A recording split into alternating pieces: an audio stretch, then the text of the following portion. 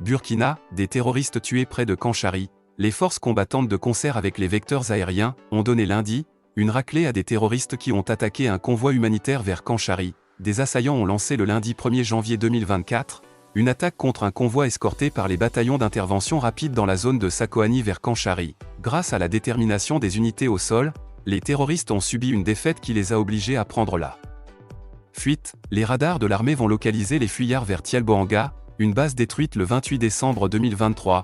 Pendant qu'ils procèdent à un débriefing sous des arbres touffus, un missile s'est abattu sur eux, faisant plusieurs victimes.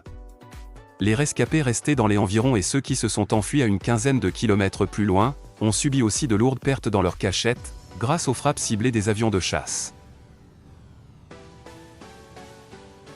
L'armée malienne a reçu un renfort de taille ce jeudi 4 janvier 2024. Le colonel Assimi Goïta, président de la transition, et le ministre de la Défense, le colonel Sadio Camara, ont remis à l'armée malienne 3 stations complètes de drones, dont une vingtaine d'appareils. Mali, l'armée reçoit un renfort de taille pour lutter contre le terrorisme. Cette livraison de matériel militaire est un nouveau signe de l'engagement de la transition à lutter contre le terrorisme. Les drones permettront à l'armée malienne de surveiller le territoire national et de frapper plus efficacement les groupes armés terroristes. Ces drones, de fabrication turque, sont des appareils de dernière génération qui offrent une capacité de surveillance et de combat redoutable.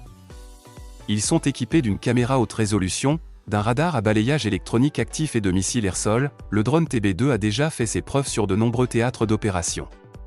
Il est capable de frapper des cibles à une distance de plus de 100 km. Cette livraison de drone TB2 est un renforcement important de la capacité de défense du Mali face aux groupes armés terroristes.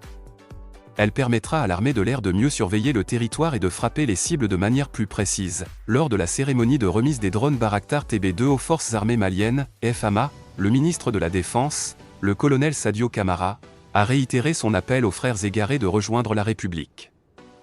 Je réitère encore cet appel lancé à plusieurs reprises, à nos frères égarés, de rejoindre la République et le processus de paix intermalien.